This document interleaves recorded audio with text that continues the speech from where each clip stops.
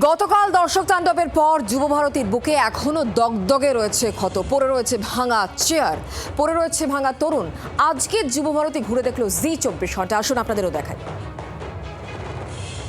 যুবভারতী কাণ্ডের একদিন পার, কার্যত যুবভারতী ক্রীড়াঙ্গন এই মুহূর্তে তছনছ অবস্থায় হয়ে রয়েছে।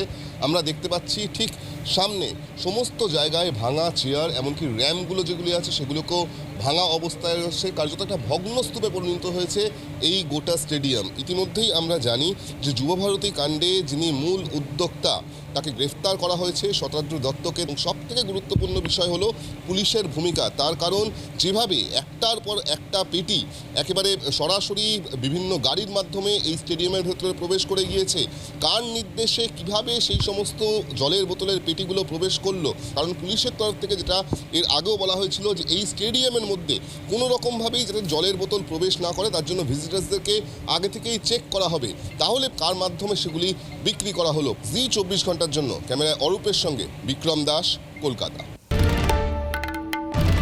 বাংলার আওয়াজ, বাঙালির আবেগ, জি24 ঘন্টা।